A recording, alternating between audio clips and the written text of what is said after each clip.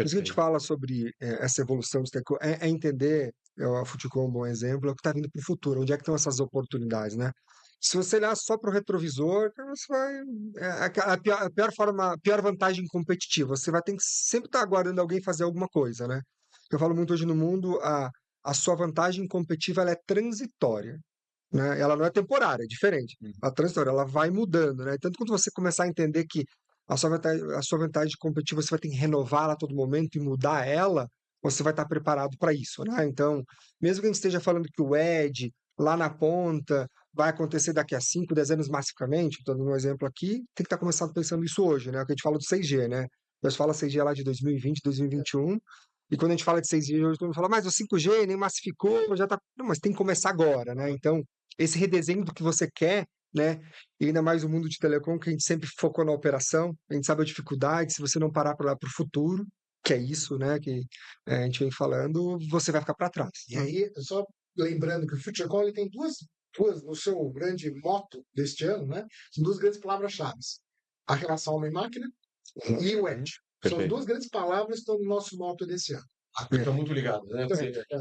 E aí o Porque que. o homem ele não está só na faixa litorânea, ele não está só no Sudeste. O homem ele está, a relação dele acontece em todo o Brasil, né? Acontece, por exemplo, a Mega, ela é uma empresa referência hoje na prestação de serviço para o agronegócio. E a gente vê casos de clientes nossos que eles têm essa dificuldade. Ele quer conectar o IoT dele, mecanizar a fazenda dele, e ele não consegue minimamente uma conexão à internet de uma forma razoavelmente decente. E no agro, isso é um elemento interessante. Quando você conversa com o turno do agro, a pergunta grande, né, deles não é conectividade, tal, tal, mas como é que eu agrego valor no meu produto? Não é bem essa palavra que eles usam, mas como é que eu transformo uma commodity em valor Valor agregado? agregado. Tá? E aí é com conectividade. É conectividade. Ah. Com É como você, tecnologia, né? Tecnologia. você coloca um selo de garantia ou de Uhum. rastreabilidade naquele produto que Uhum. ele tá entregando para exportação. Né? Então, hoje a gente tem produtor de soja do Mato Grosso do Sul exportando para o Japão soja certificada por blockchain. Sim. Mas como é que ele consegue isso? Tendo rastreabilidade desde da sua produção no Mato Grosso até a entrega lá no Japão. É isso mesmo. Perfeito. Então, com esse paradigma aí da velha economia para a nova economia, a gente está com um papo super quente, mas a gente vai se aproximando ao fim.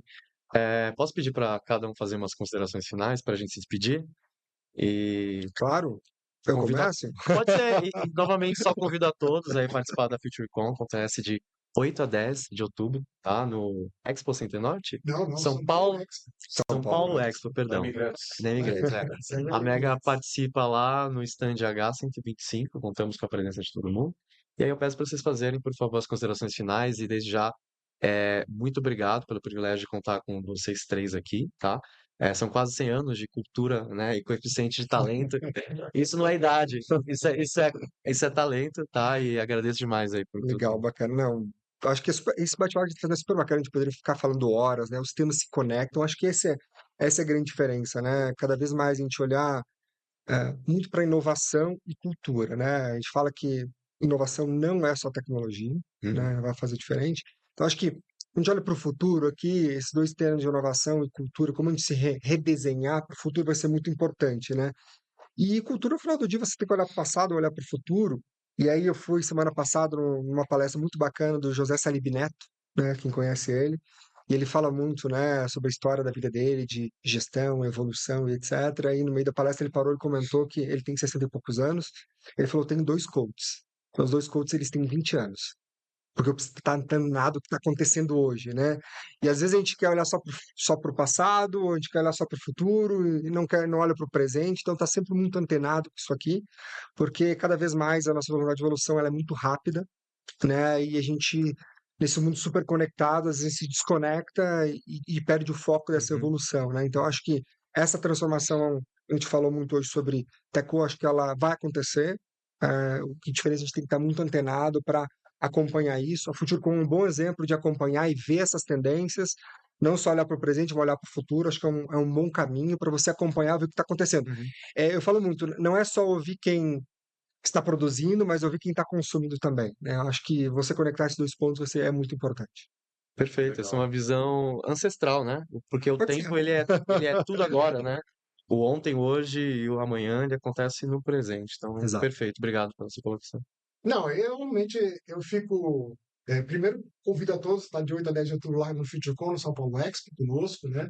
Eu acho que, assim, às vezes eu ouço assim, porque o FutureCon é evento de telecom. Eu falo assim, É, é, também. mas também muitas outras coisas, porque Sim. a gente conecta as pessoas, Uhum. a gente conecta os mercados, né? Então, e conectividade é fundamental nesse mundo que a gente vive hoje, né? E ao conectar os diversos mercados, segmentos da economia que a gente tem, com as diversas formas que você tem, os modelos de negócio, nós estamos falando de telecomunicações, nós estamos falando de TI, nós estamos falando de indústria, nós estamos falando de agro, nós estamos falando de tudo, né? Dou um exemplo que eu acabei de retornar lá da Alemanha, né? Fui visitar a maior feira de ferrovias do mundo, e lá eu encontrei uma conexão de duas empresas, né? Assim, uma empresa que ela fabrica antenas, Uhum. basicamente antenas, né? Uma empresa mais centenária suíça, junto com uma empresa chamada McLaren. Alguém sabia que a McLaren está em telecomunicações? Pois é, a McLaren está em telecomunicações, fornecendo equipamentos em 5G. Uau. Até eles me abriram componente lá, eu vi lá que era da Sierra Wireless e tal, os componentes e tal, o IoT, tudo bonitinho, né?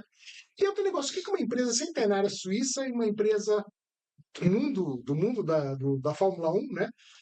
Estão trabalhando junto. Conectividade. Uhum. Elas estão dizendo assim, eu tenho um problema no transporte, na conectividade de trens de alta velocidade.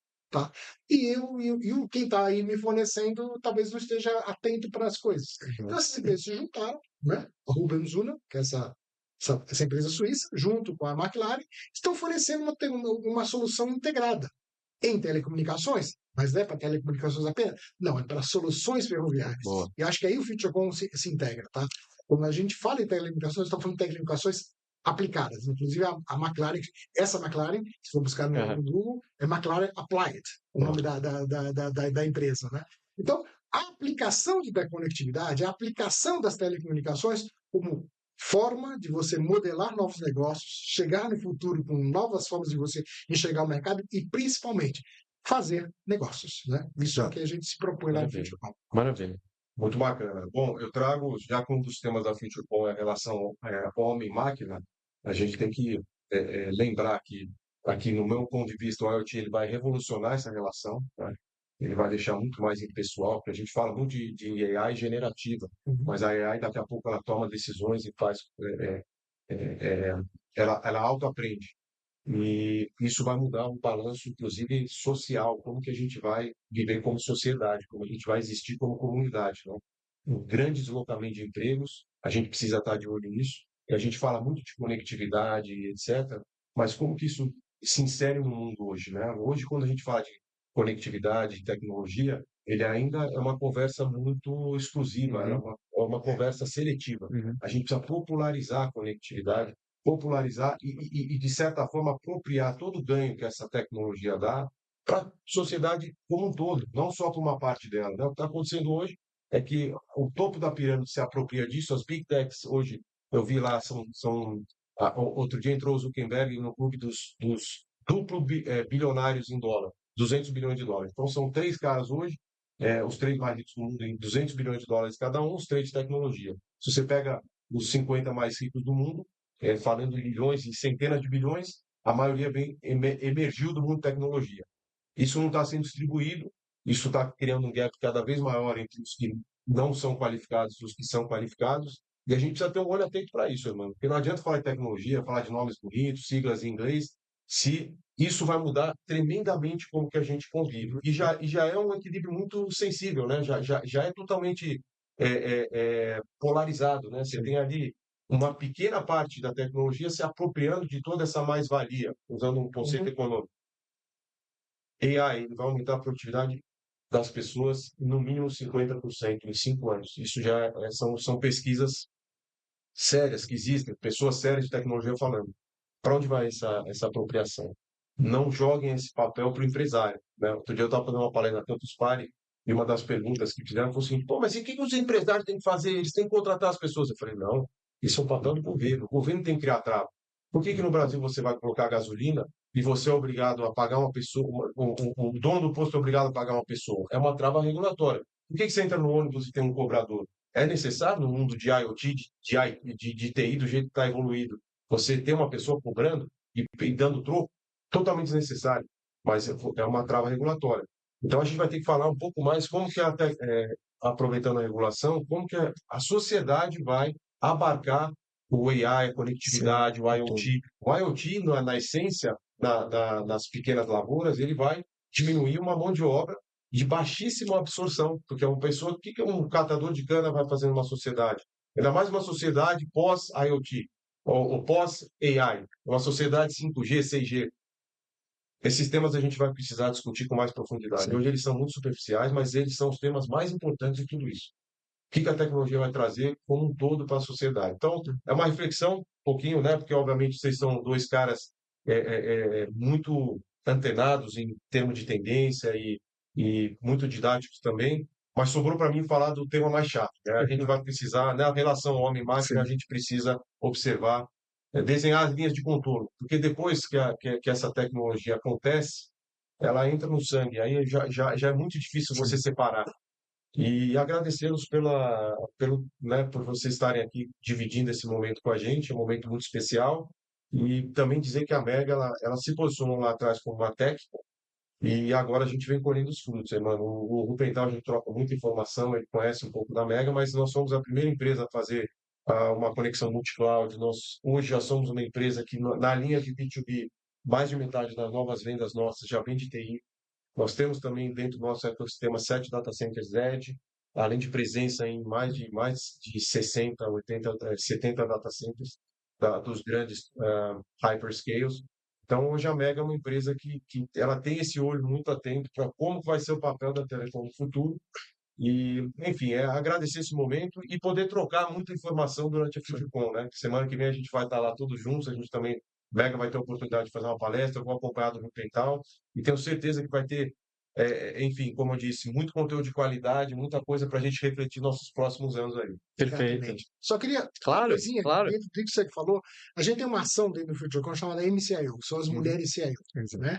Que é uma questão muito importante da inclusão, da atração, na verdade, das meninas para o mercado de tecnologia. E isso é fundamental para que a gente possa efetivamente trabalhar essa questão de mão de obra, né? Porque a gente vê no agro, isso a gente está conversando com as meninas lá, a gente vê no agro, na indústria, muitas transições, né, que, digamos, as meninas, as mulheres têm que assumir a posição de liderança. Conhecer tecnologia, trazer para elas para o mundo de tecnologia, é dar oportunidade para que essas meninas efetivamente possam cada vez mais interagir na economia. Então, a nossa ação da MCIO é uma coisa que eu gostaria de levantar, e participe também das palestras do MCIO lá dentro, que vai ser muito interessante. Estamos ansiosos e animados. Boa FutureCon para todo mundo e obrigado pela presença.